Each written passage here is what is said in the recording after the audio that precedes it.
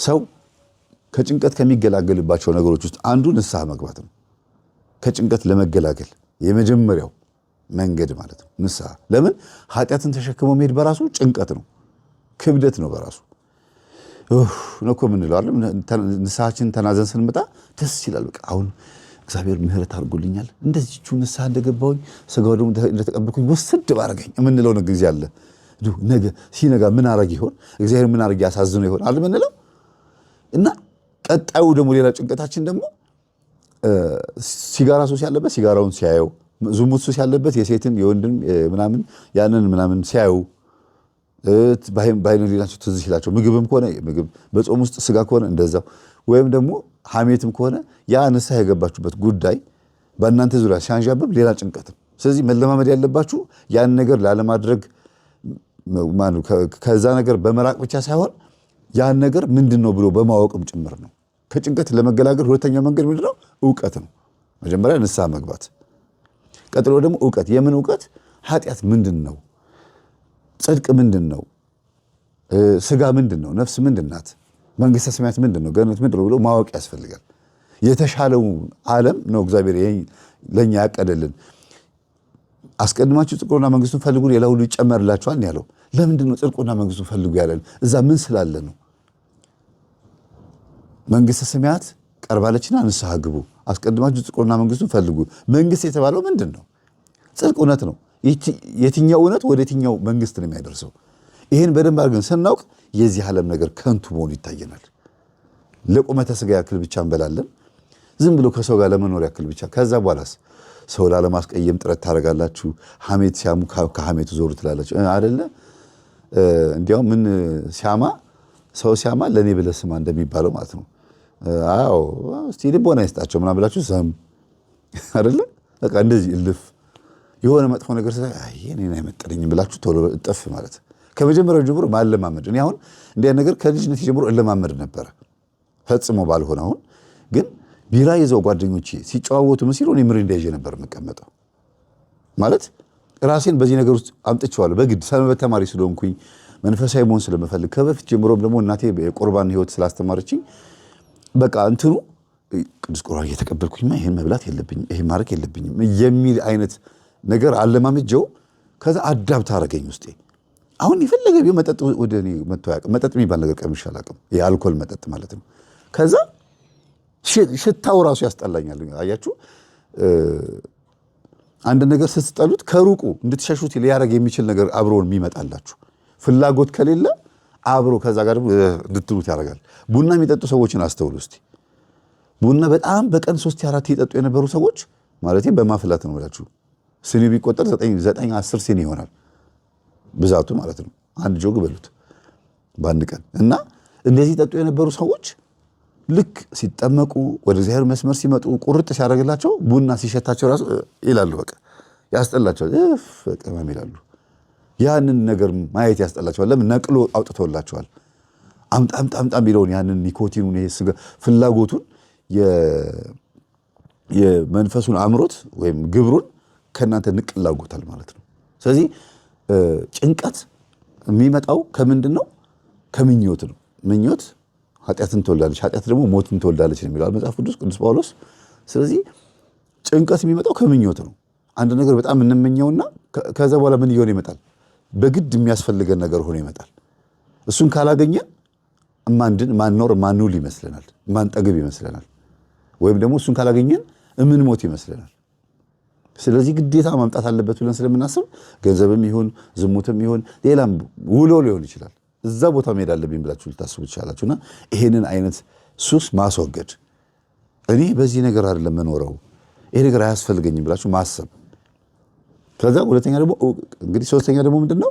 ያ የተዋችሁትን ኃጢአት መልሶ ላለመንካት ላለማድረግ ሌላ ነገር መለማመድ፣ ሌላ ጽድቅ የሆነ ነገር መለማመድ። እነዚህ ጭንቀቶችን ያስወግዳሉ። ለምሳሌ ቤተክርስቲያን ማታ ማታ ጉባኤ ማዳመጥ ሊሆን ይችላል፣ መጽሐፍት ማንበብ ሊሆን ይችላል። እንግዲህ መንፈሳዊነትን ለማሳደግ ማለት ነው። ገዳማት መሄድ፣ ሱባኤ መግባት፣ መዝሙር ማዳመጥ፣ በተለይ በገና መዝሙር ማዳመጥ ከጭንቀት ያድናል። በጣም ብዙ በጥባጭ የሚባሉ ልጆች ማለት ነው፣ አስቸጋሪ አረመኔ የሚባሉ ልጆች ወይም ትናንሽ ሆነው ተንኮለኛ የሚባሉ ልጆችን እስቲ በገና ትምህርት ቤት አስገቧቸው። የበገና መዝሙር እስቲ ክፈቱላቸው። በግድ 1 ሰዓት ሙሉ በኢርፎን በገና መዝሙር እንዲያዳምጡ አድርጓቸው። እስቲ ይረጋጋሉ። በግድ እንቅልፍ ሊተኙ ሲሉ የበገና መዝሙር እስቲ ያሰሟቸው። በጣም ነው ጨዋ የሚያደርገው። እና ብዙ ጊዜ የተረጋጉ ልጆች እንዲሆኑ የምትፈልጉ ሆነ መዝሙር ማሰማት፣ በተለይም በገና መዝሙር ማሰማት፣ ስብከት ማዳመጥ። ደግሞ ወደ አዋቂዎቹ ልምጣ።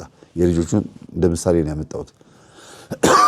ስብከት ማዳመጥ፣ ልብን የሚያረሰርስ ስብከት መርጣችሁ ማንኛውም መምህር ሊሆን ይችላል፣ የቤተ ክርስቲያን አጣርታችሁ ማዳመጥ።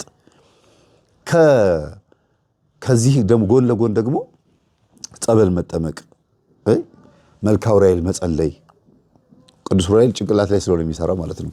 የእውቀት መልአክና የአእምሮ ስፔሻሊስት ስለሆነ እሱን መጸለይ። ከዛ ደግሞ ስጋ ወደሙን መቀበል። እነዚህ ነገሮች ከጭንቀት ያድናሉ። ሙሉ በሙሉ ቤተሰብ የአማኑኤል ኪኒን የሚውጡ ቤተሰቦች ያሏቸው አሉ። በቅርብ ጊዜ ደብዳቤ ራሱ ተጽፎልኛል። የአማኑኤል ኪኒን ማለት የጭንቀት መድኃኒት ማለት ነው። ሙሉ ቤተሰብ ከነዘር ማንዘራቸው በአጠቃላይ ማለት ነው። ይሄ ሁሉ ነገር ያመጣው በዘር የሚመጣ መንፈስ ነው። ከሚያዩት ነገር ብቻ ሳይሆን ከዘር በሚመጣ መንፈስ ነው። አንዲት ማቃት ልጅ አለች። በቤተሰባችን የአእምሮ ችግር ያለባቸው አይደሉም፣ እኔ ብቻ ነኝ ጭንቀት ያለብኝና ሲሄድ የአማኑኤል ኪኒን የጭንቀት መድኃኒት መውሰድ አለብሽ ተባልኳለች።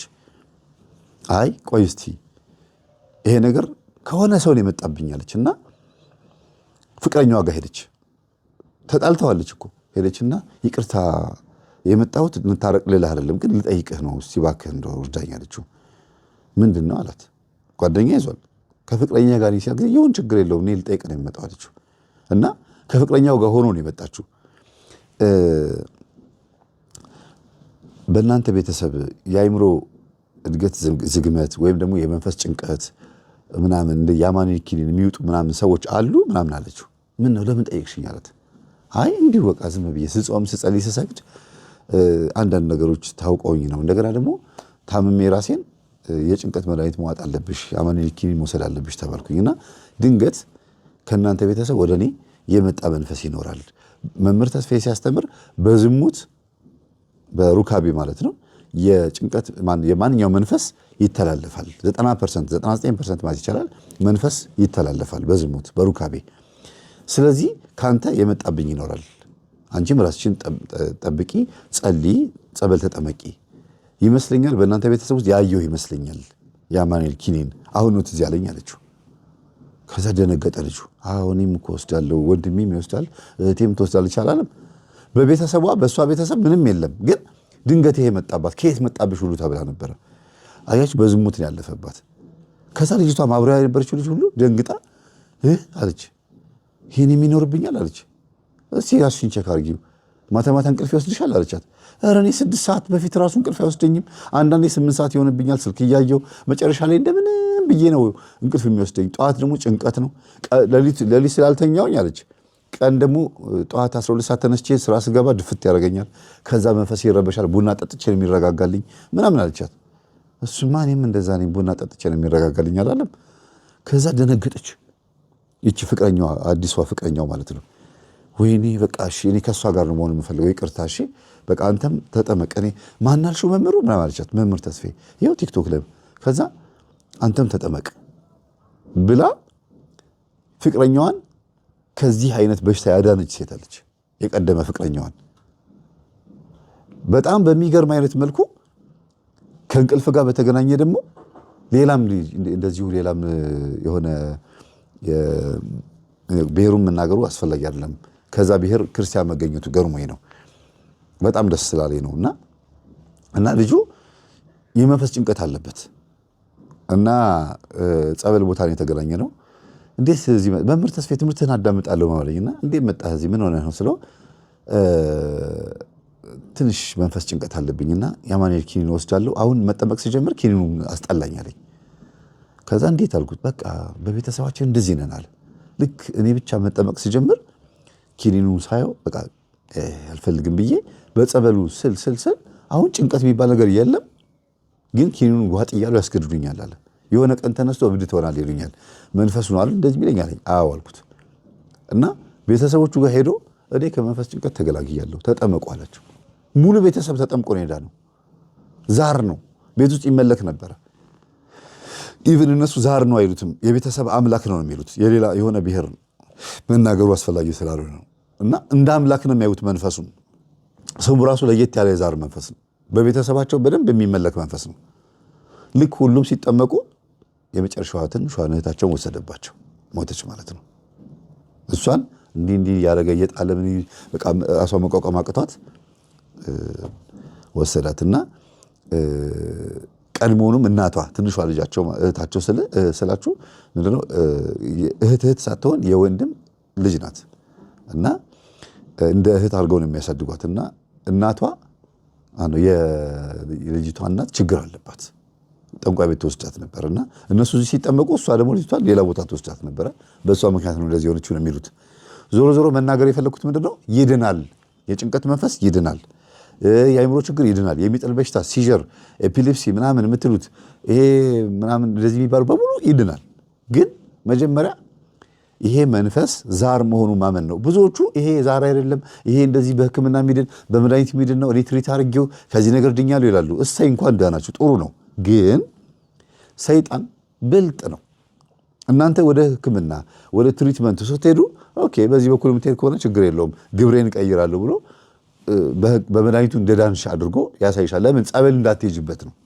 ጸበል ከሄድሽ በጸበል የዳንኩት ካልሽ መንፈሱ ይያዛላ፣ ተጋለጥኩ ይላል። ስለዚህ እሱ ያለው አማራጭ ምንድነው? በመድኃኒት ዳንኩኝ እንድትይ ነው የሚፈልገው እንጂ አብዛኞቹ የሚጥል በሽታ ችግር ያለባቸው ሰዎች የመንፈስ ነው 90%